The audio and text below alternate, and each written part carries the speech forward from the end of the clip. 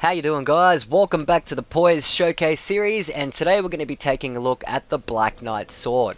Now, it's been a little while since my last upload, and I do apologize for that, guys. I've just been really busy with work and uni lately and haven't had much time to play the game or to record any footage. But I do think that, I haven't taken a look at the Black Knight Sword before, so it'd be a good opportunity to do that here for my 50th Poise Showcase episode. Now, let's get straight onto the status page here, guys.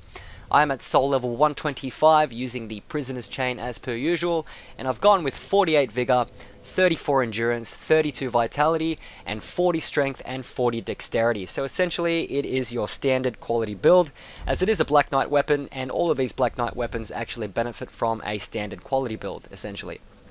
So once you get that up to 40-40, guys, you're going to get the most damage output out of these weapons. However, unfortunately, the Black Knight Sword only gets 560 AR two-handed here, even at 40-40. So in my opinion, it can be a little bit better. And just like the other Black Knight weapons, unfortunately, this one cannot be infused or buffed either. Now let's go straight into the equipment page here, guys. Black Knight Sword +5 here. It's all physical damage, so you will struggle against meta shield setups. So stuff like the Black Knight Shield. You really need something like the Deep Longsword here in the second right hand slot to be able to pressure that setup a little bit more effectively. So that's why I've got the Deep Longsword here in my second right hand slot. And on top of that, it can deal with bad matchups like your quick step users, for example, and it's also a lot more effective at finishing people off than using the slower Black Knight Sword. Now, it's deep infused here because we don't have any points in intelligence and faith, so we're not too worried about scaling. So the deep gem infusion is a lot better than the dark when you do have low intelligence and faith. Now, in my left-hand slots, I have an Ethereal Oak Shield +5 here, mainly for some passive HP regen gain, so it's about 3 passive HP regen per tick. And on top of that, when you switch out to the Longsword, it's nice to have a shield handy there. I mean, you can sort of pseudo-turtle with this setup, but we only really have 34 Endurance, so I wouldn't be recommending blocking extensively. But it can, it can be useful when you do have that Longsword in your right hand. And on top of that, it is a Weapon Art shield, so you can go straight into your stance Weapon Art as well, which is quite useful. Now, in the second left-hand slot here, I've got a light crossbow +10 with exploding bolts and splintering bolts. And finally, I have a Blessed Kestis +10 here to round out the setup as my parrying tool, and also Blessed Infuse for a bit of HP regen there as well. Now, I will say that you can opt to reduce your Vigor a bit here if you want, and instead pop those points in Attunement and also a little bit of Faith if you do want to have Tears of Denial. But because I am using an Ethereal Oak Shield +5 here, and also the Sun Princess Ring, and I have quite, I got quite a lot of HP here at 48 Vigor, I found that I don't really need Tears for this particular setup. I mean, with high enough HP and a bit of HP regen going, you can also trade effectively instead of opting for something like Tears, which can be a little bit stat intensive in terms of attunement and faith in a setup like this, which is basically a quality build. Now, in terms of armor, I'm running with the Black Iron Helm, the Gundyr's Armor, the Black Iron Gauntlets, and also the Lapsed Leggings here for a total armor poise value of 41.99. Now, in truth, with the Black Knight Sword, which is a great sword, you can reduce your poise here to about 40 and still be just as effective. But I opted for a combination of armor here that has decent slash defenses and also dark defenses. So basically slash defenses against curved swords, and dark defenses against obviously other dark straight swords, which is the meta. So I opted for that, and it gave me a little bit more poise. But otherwise, at 40 poise with your Black Knight Sword, you're going to be infinitely tanking those standard two-handed R1s from all fast weapon classes, and also a majority of their weapon arts. And on top of that, at 40 poise with the greatsword class, you can tank one two-handed R1 from another greatsword, and also a regular hammer. But against those bigger weapons, you're going to have to use Perseverance, which this weapon has, which will come incredibly handy against those bigger weapons, guys. So Perseverance here, similar to the Mace. So about 40 poise with this is still quite good. Now, in terms of rings here, guys, I am using the Havel's Ring +3, the Prisoner's Chain, the Sun Princess Ring, and also the Ring of Favor +3. Now, the Sun Princess Ring and the Ethereal Oak Shield stack, so it's about 6 HP regen per tick. It isn't excessive, but it is quite good at countering, certain things like Fire Surge spam, which is quite effective. So you do have that little bit of HP regen there in the background if you are fighting an opponent who's passively using something like that to chip away at your health. So that's pretty much it here, guys. Let's go take this bad boy into the arena. Alrighty guys, here we go. We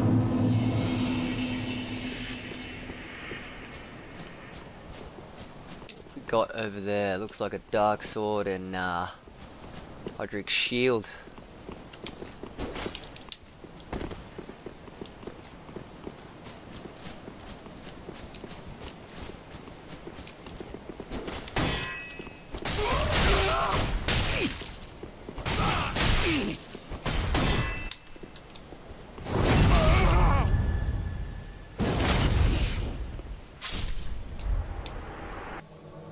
Straight onto the next match. Alright guys, what do we have over here? Whoa! Ooh.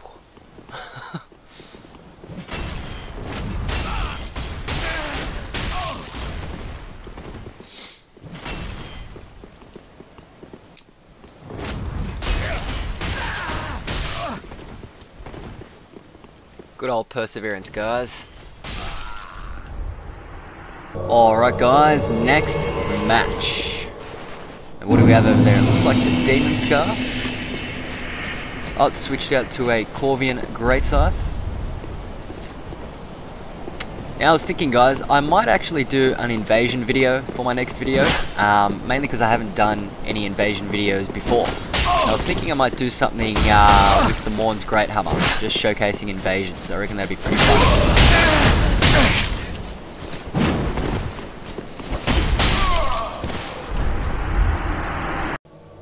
Alright guys, next up in the arena.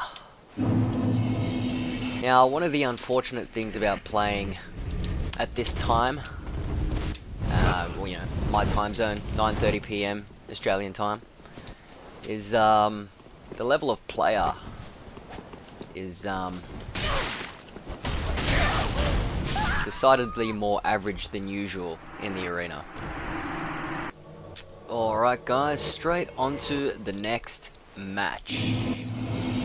Oh, it looks like we have a Cathedral.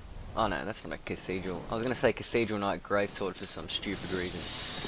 Maybe because I'm like really tired right now. But no, that's definitely a Vort's Great Hammer.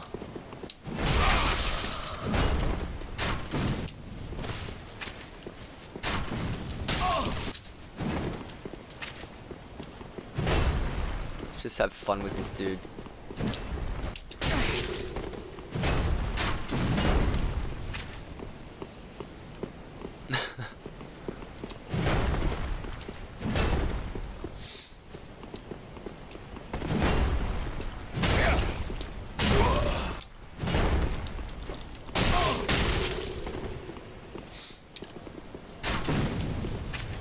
Oh, that was so close.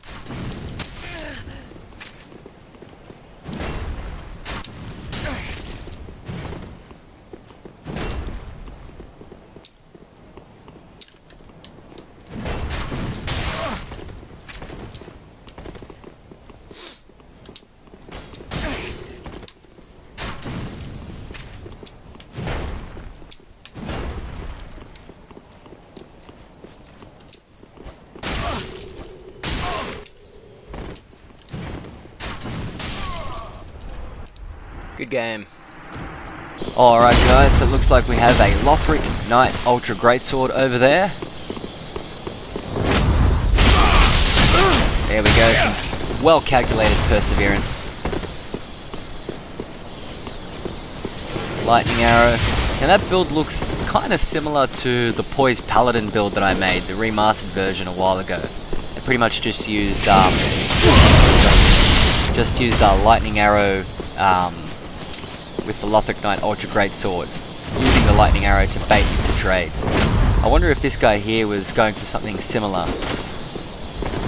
You know, using Lightning Arrow there to bait into Hyper Armor trades. It doesn't look like it though, does it? Because he's not really going for those Hyper Armor trades. So we'll switch over here to our crossbow and straight sword to finish him off. And I gotta say, unless he has a faster weapon in his arsenal, it's gonna be pretty hard for him to come back now. Mainly because he doesn't have the health there to trade effectively, so it's going to be a bit difficult for him. Yeah, he's running. Ooh. Damn, that was a mistake on my part. But yeah, like I've mentioned before, guys, when you have those big ultra weapons, you really need some fast weapon support. Just for those bad matchups. Good game. Straight on to the next match. And what do we have over there? Is that the Executioner's Greatsword? I think it might be. I haven't seen that one in a while. And he's got the Avalon there. Oh, my mistake. I should have been two-handing there.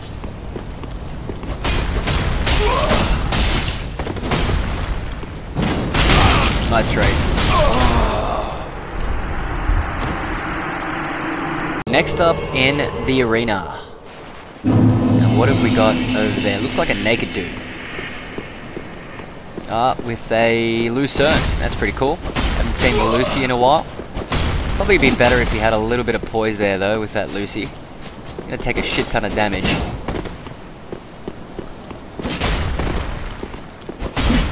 Oh. Oof. Just missed that riposte there.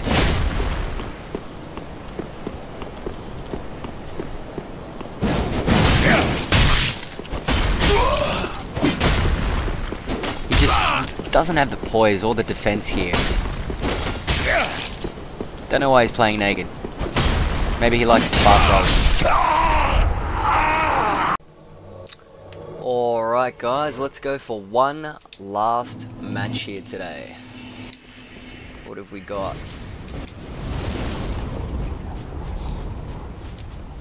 Got a Pyro.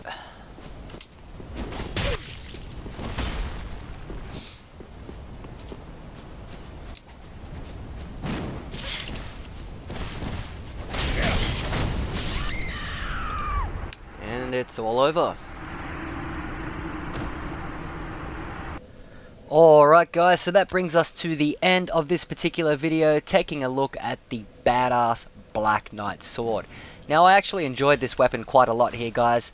It's a lot of fun to use. It's not the best greatsword in its class unfortunately, but it's a lot of fun anyway, and it does have the benefit of that perseverance against those bigger weapon classes, you know, so all your ultras. But it could do a bit more damage, and I wish it was infusible. If it was infusible, I would be using this thing over my mace on my main setup, but because it's you know, uninfusable, unfortunately it does have that weakness against those meta shield setups. But other than that, it's a lot of fun to use, and I do recommend it on your Poise setups. You will get quite decent mileage out of it in the arena. And if you enjoyed this video guys, hit that like button.